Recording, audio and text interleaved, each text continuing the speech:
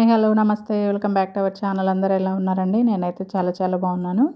ఇప్పుడు మనం 'కృష్ణ' గారి మూవీ గురించి అయితే చెప్పుకుందామండి. ఆ సినిమా వచ్చేసి 'అవే కళ్ళు' సినిమా. చాలా థ్రిల్లింగ్‌గా అలాగే సస్పెన్స్‌గా ఉంటుంది లాస్ట్ వరకు కూడా. ఈ సినిమాలో హంతకుడు ఎవరు అనేది లాస్ట్ వరకు అయితే కూడా చాలా థ్రిల్లింగ్‌గా ఉంటుందండి ఈ సినిమా వచ్చేసి. ఇందులో 'కృష్ణ' గారు, అలాగే 'కాంచన' గారు, 'రాజనాల' గారు, అలాగే 'నాగభూషణం' గారు, 'రమణారెడ్డి' గారు, 'పద్మనాభం' గారు, 'గీతాంజలి' గారు యాక్ట్ చేశారండి. ఈ సినిమా అయితే చాలా చాలా బాగుంటుంది. ఎవరైనా చూడకుండా ఉంటే చూడండి. సినిమా పేరు వచ్చేసి 'అవే కళ్ళు' సినిమా. ఇందులో 'నాగభూషణం' గారు డాక్టర్గా యాక్ట్ చేస్తారు. అలాగే 'రాజనాల్' గారి ఫ్యామిలీలో ఒకతను ఉంటూనే వాళ్ళ ఫ్యామిలీ మెంబర్గానే ఉంటూనే అందరినీ చంపేస్తూ ఉంటాడనమాట. అతను ముందుగా కూడా హెచ్చరించి మరీ చంపుతుంటాడు. అలా ఎందుకు చేస్తున్నాడు ఏంటి అనేది లాస్ట్ వరకు కూడా చాలా థ్రిల్లింగ్‌గా ఉంటుంది ఇది. ఆ హంతకుడు ఎవరు అనేది 'కృష్ణ' గారు లాస్ట్‌లో కనిపెడతారనమాట. వాళ్ళతో పాటు ఉంటూ వాళ్ళ కష్ట సుఖాలు పంచుకుంటూనే వాళ్ళ గురించి అన్ని విషయాలు తెలుసుకున్న వ్యక్తే ఈ విధంగా చేస్తుంటాడనమాట.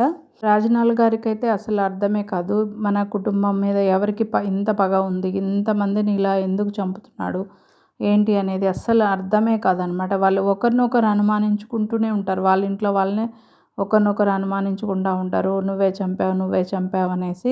బయటికి వెళ్ళాలన్నా, ఇంట్లోనే ఉండాలన్నా సరే భయంగా ఉంటుంది. ఈ సినిమాలో 'పద్మనాభం' గారి సీన్స్ అయితే చాలా బాగుంటాయండి. చాలా కామెడీగా, ఫన్నీగా ఉంటాయండి.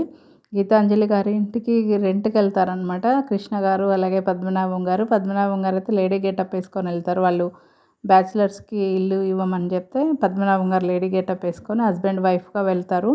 ఆ సీన్స్ అన్నీ కూడా చాలా చాలా బాగుంటాయండి. గీతాంజలి వాళ్ళ నాన్నగారు 'పద్మనాభం' గారు లేడీ అనుకొని ఆమెతో లవ్ చేస్తున్నానని చెప్పడం కానీ అవన్నీ కూడా చాలా బాగా ఫన్నీగా ఉంటాయి.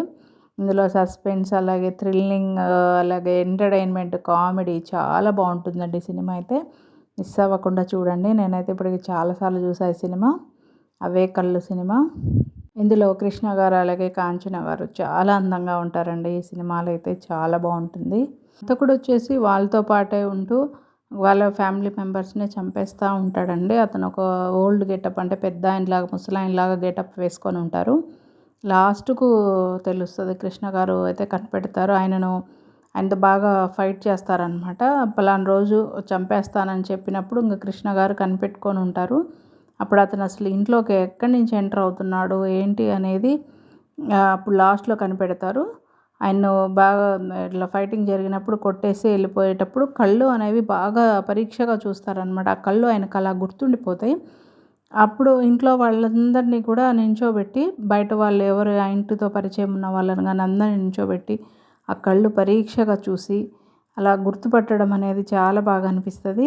ఆ పెద్దాయన్నే కళ్ళు ఇవి ఆయనే హంతకుడు కళ్ళు ఇవే అని చెప్పేస్తారు. కానీ అప్పుడు కూడా ఆయన పెద్దాయన నేను ఇంత ముసలాయన్ను, నిన్ను ఢీకొట్టింది 25 ఏళ్ల అబ్బాయి అంటున్నావు.